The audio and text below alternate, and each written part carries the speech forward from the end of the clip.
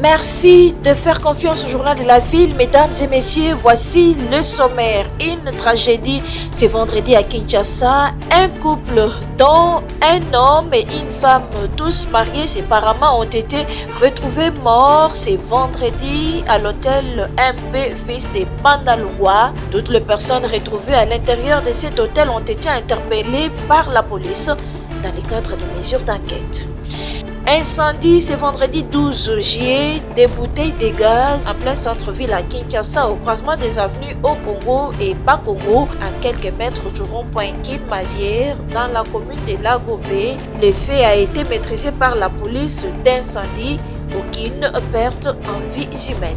C'est tout pour les sommaires, mesdames et messieurs. Encore une fois, bienvenue dans ce journal.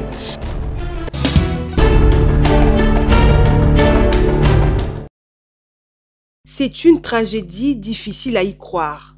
Un homme et une femme, tous mariés séparément, ont été retrouvés morts ce vendredi 12 juillet 2024 à l'hôtel MP Fils de Bandalungwa sur l'avenue 8 décembre.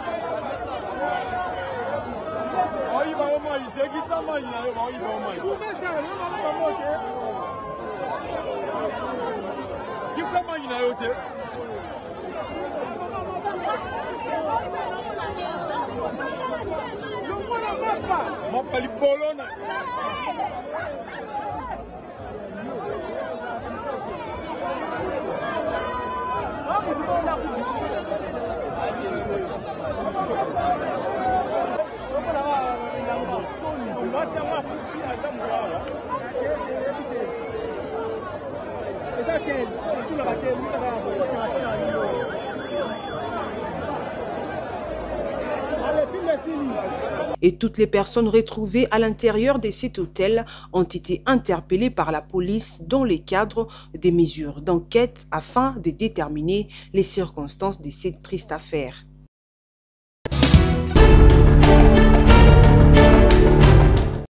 Détention de Jonas Kassimba Mumbere, président de l'Alliance des Congolais pour la défense des intérêts du peuple ACDIP, parti politique membre de l'Union sacrée de la nation et opérateur économique.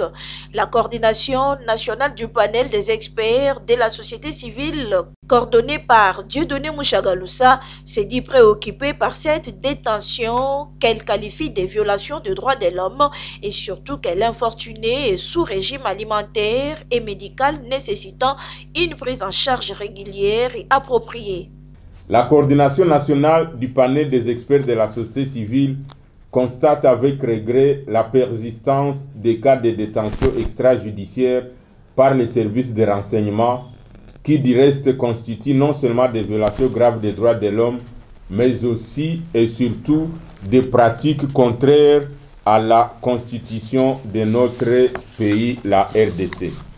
Tel est le cas de M. Jonas Kassimba Mumbere, président de l'Alliance des Congolais pour la défense des intérêts du peuple, ACDIP en sigle, parti politique membre de l'Union sacrée et opérateur économique en RDC.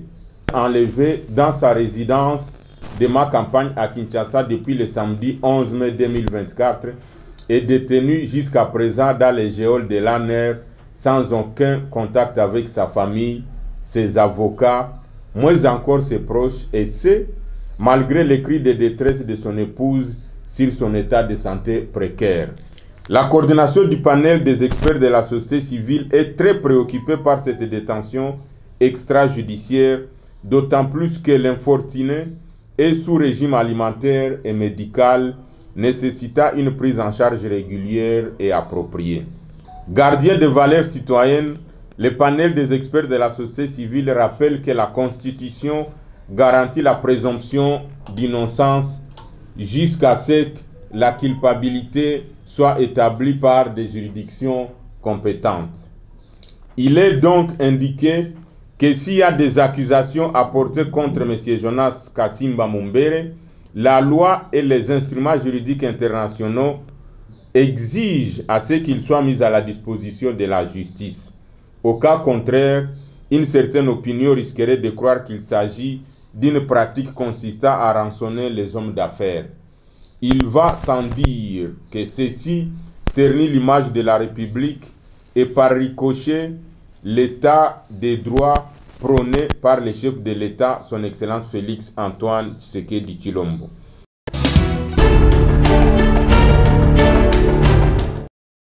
Le centre d'accueil Caritas Congo, situé à La Gombe, abrite depuis ce vendredi 12 juillet 2024 les travaux du Conseil national des œuvres pontificales missionnaires, OPM, de la République démocratique du Congo.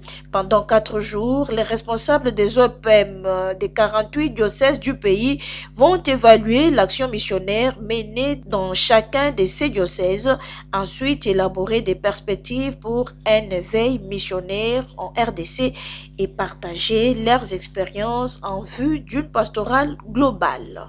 Abbé Célestin Moindo, directeur national OPM RDC. En ces jours où nous commençons nos assises de notre Conseil missionnaire national, qui se tient une...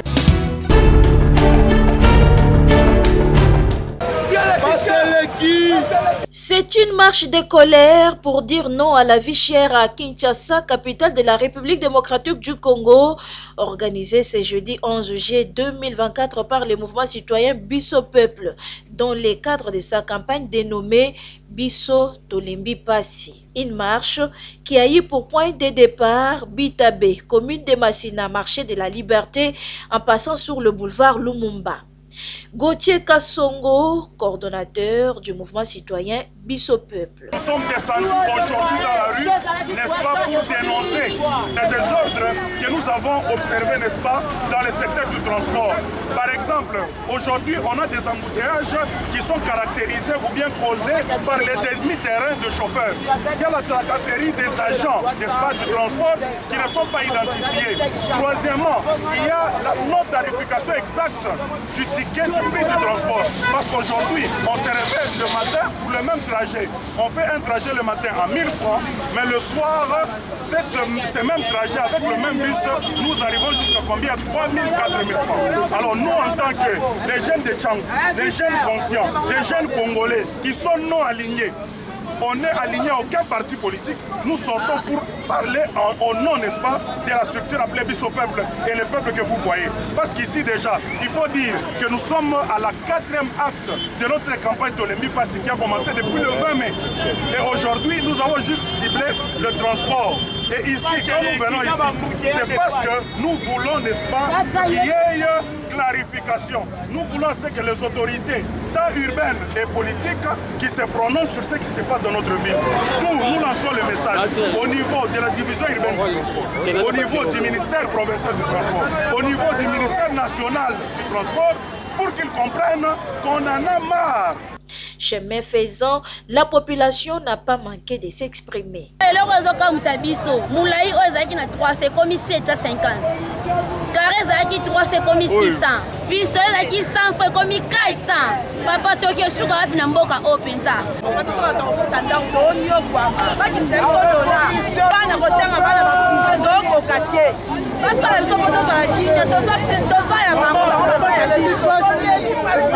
Les mouvements citoyens Biso Peuple debout pour l'intérêt de la population.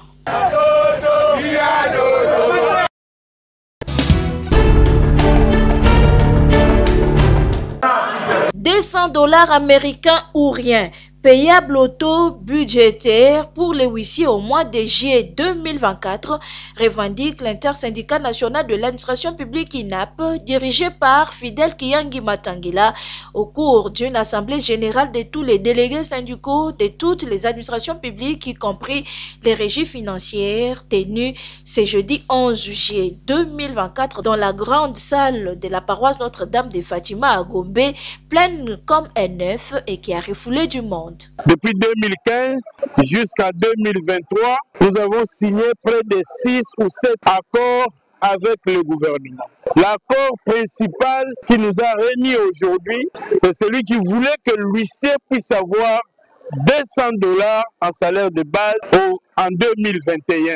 Et depuis 2019, nous avons attendu, nous avons compris, nous avons accepté qu'on qu'on nous humilie, mais finalement, rien n'a été fait. Aujourd'hui où je vous parle, l'huissier a 85 $ payables en francs congolais comme salaire, alors que l'huissier devrait atteindre 200 $ en 2021. Le gouvernement nous a promis de faire la récupération du pouvoir d'achat pour que nous puissions avoir au moins les 120 $ réels.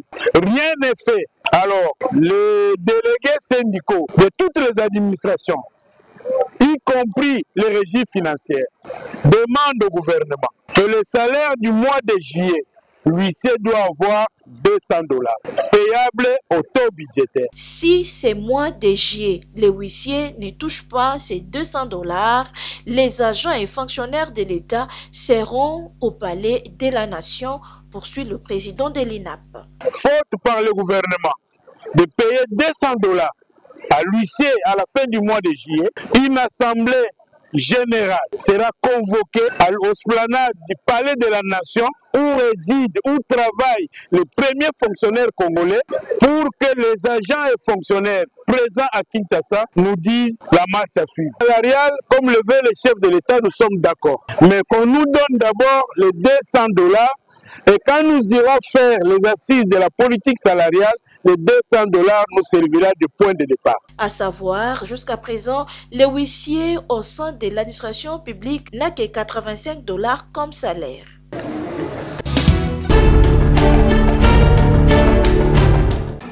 Les rumeurs qui circulent sur l'éclosion de la maladie du diabète chez les enfants à l'hôpital pédiatrique de Kalembelembe sont fausses. Devant la presse, ce jeudi 11 juillet 2024, le directeur du programme national de lutte contre le diabète en RDC, Dr Luc Kamanga, éclaircit l'opinion. Il est clair que les rumeurs qui courent actuellement sur l'éclosion du diabète à l'hôpital Kalembelembe ne vient pas de Kalembelembe, ça ne vient pas non plus du ministère de la Santé. Ce sont des rumeurs. La population doit savoir que le diabète infantile existe bel et bien. Nous avons évoqué les causes de ce diabète. Généralement, ce sont des causes, l'enfant naît avec, ou l'enfant a un pancréas qui pose problème par rapport aux anticorps qui détruisent ce pancréas et ne produisent plus suffisamment d'insuline pour son métabolisme. Donc ces enfants-là vont faire le diabète. Nous attendons faire une prévalence au niveau national pour connaître réellement quel est le nombre de diabétiques qu'il y a chez nous.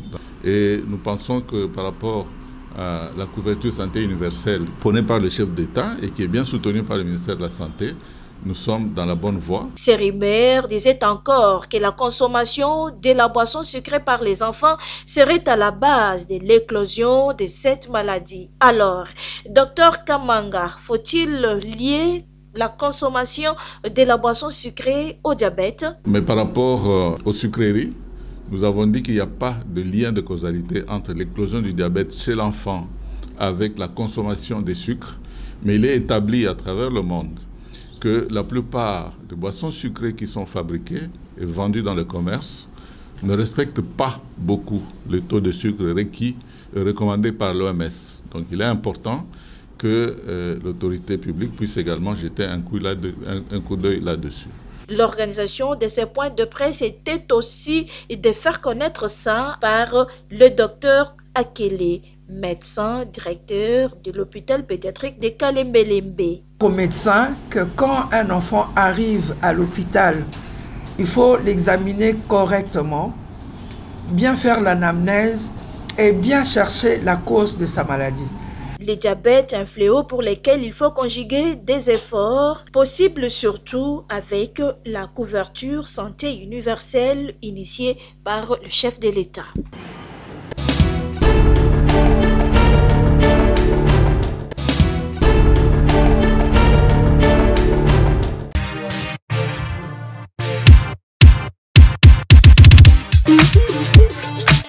Quinoises et quinoises, vous qui aimez vous habiller classe et chic lors de vos événements, voici pour vous une seule adresse, boutique d'habillement Bedelium.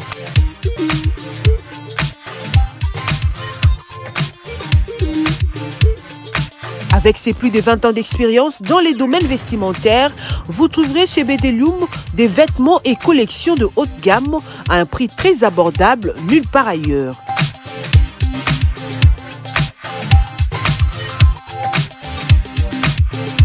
Des robes soirées, costumes pour hommes,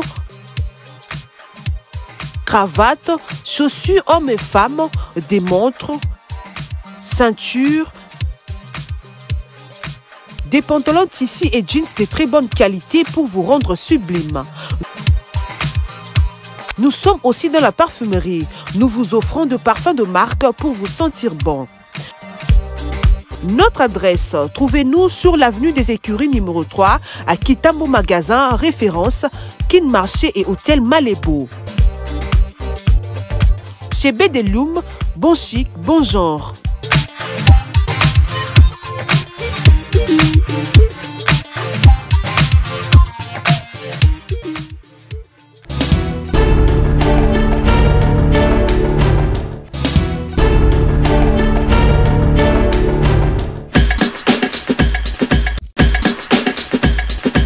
Nous sommes arrivés à la fin de ce journal de la ville, mesdames et messieurs.